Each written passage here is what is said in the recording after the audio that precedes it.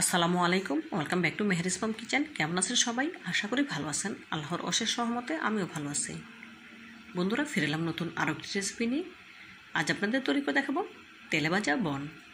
আশা করি রেসিপিটা আপনাদের ভালো লাগবে। কীভাবে খুব সহজে এই বনগুলো তৈরি করা যায় তার একটি সহজ রেসিপি নিয়ে চলে এলাম।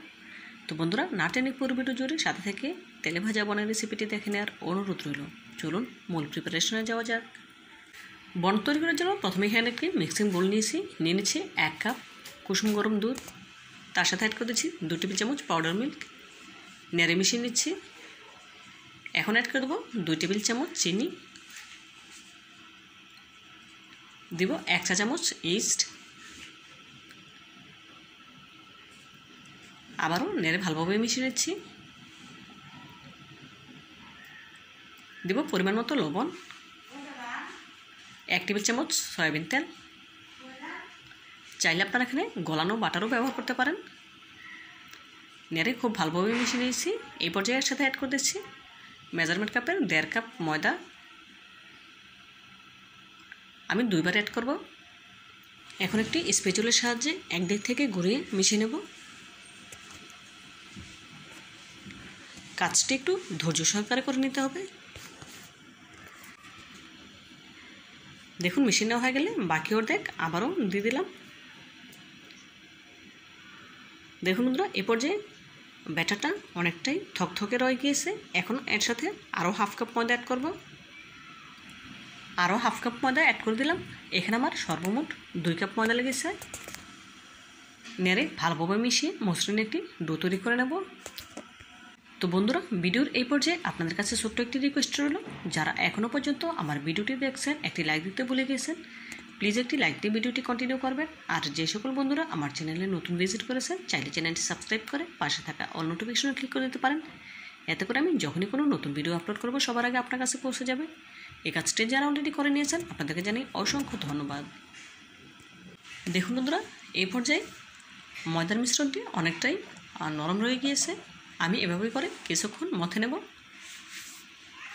এই পর্যায়ে পেলাটি সরিয়ে এখন চপিং বোর্ডের ওপর নিয়ে কিছুটা শুকনো ময়দা ছিটিয়ে দিয়েছি। এখন শুকনো ময়দার সাথে এটা খুব ভালোভাবে মথে নিতে হবে।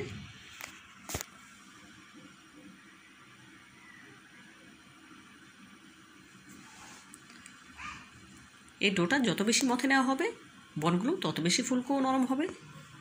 মথে নেওয়া হয়ে গেলে এই ডোটাকে হাতে করে বলের আকারে শেপ দিয়ে মিক্সিং বলে তুলে রাখবো।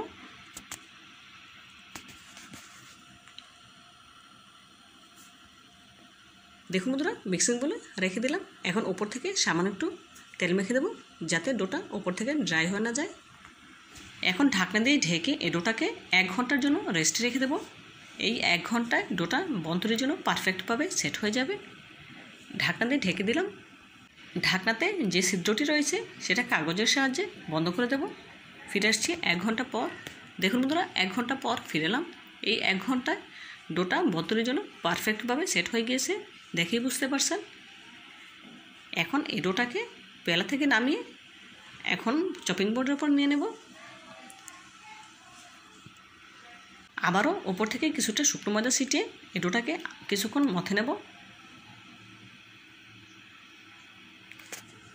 এই ডোটা যত ভালোভাবে মথে নেওয়া হবে বনগুলো তত বেশি ফুলকো হবে। দেখুন আমি খুব ভালোভাবে ডোটাকে মথে নিচ্ছি।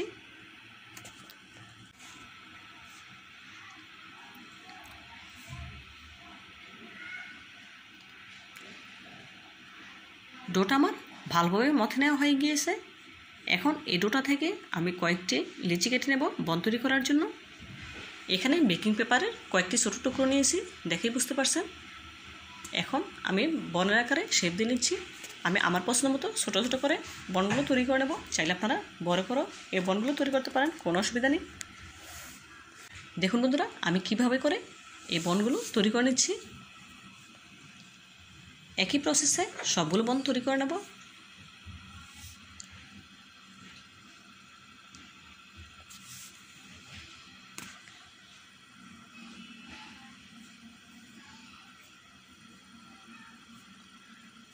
দেখুন বন্ধুরা, সবগুলো বন তৈরি করে নেওয়া হয়ে গিয়েছে। এখন তেলে ভেজে নেওয়ার পালা।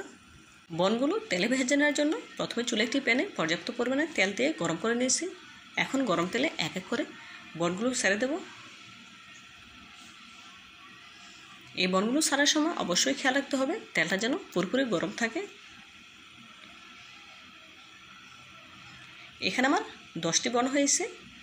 আমি দুইবারে এই বনগুলো ভেজে নেব 5টি 5টি করে। দেখুন বন্ধুরা, বনগুলো তেলে ছাড়ার সাথে সাথেই উপরে ভেসে উঠেছে, দেখে নিশ্চয়ই বুঝতে পারছেন। সবগুলো বনই তেলের উপরে ভেসে উঠেছে। এখন খুন্তির সাহায্যে বনের উপরে কিছুটা তেল ছিটিয়ে দেব, এতে করে বনগুলো আরও বেশি ফুলকো হবে। দেখুন বন্ধুরা, মাশাআল্লাহ সবগুলো বনই পারফেক্টভাবে ফুলে উঠেছে। এখন আমি বনগুলো উল্টে নিচ্ছি। এ পর্যায়ে গ্যাসের ফ্লেম মিডিয়ামে করে দিয়েছি। কয়েকবার উল্টে পাল্টে এই বনগুলোকে গোল্ডেন ব্রাউন কালার করে ভেজে নেব।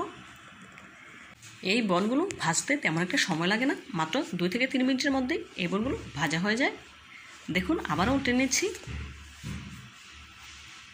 কয়েকবার উল্টে পাল্টে নেওয়ার পর দেখুন কালারটা অনেকটাই চেঞ্জ হয়ে এসেছে, দেখেই বুঝতে পারছেন। এই পর্যায়ে বনের কালারটা গোল্ডেন ব্রাউন কালার করে ভাজা হয়ে গিয়েছে। এখন একটি স্ট্রেনারের সাহায্যে বনগুলো তুলে তেলটা সেঁকে নেব। দেখুন বন্ধুরা, বনগুলো স্ট্রেনারে তুলে নিচ্ছি। একই প্রসেসে বাকি বনগুলো ভেজে নেব।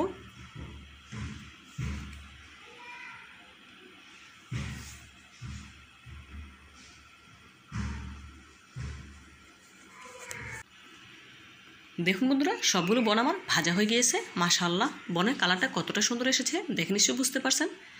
দেখতে যতটা সুন্দর হয়েছে খেতে ততটাই সুস্বাদু। আপনারা একবার হলেও আমার এই রেসিপিটি ফলো করে তেলে ভাজা বন তৈরি করে খেয়ে দেখবেন, খুবই ভালো লাগবে ইনশাআল্লাহ। এভাবে করে বন তৈরি করতে পারলে আর দোকান থেকে কিনে আনার কোনো দরকার নেই। এখন একটি বন আপনাদের ভেঙে দেখাবো। দেখুন কতটা সফট হয়েছে। বনের ভেতর কিন্তু একটু তেল প্রবেশ করেনি।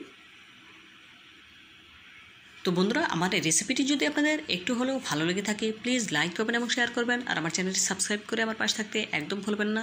আল্লাহ হাফেজ।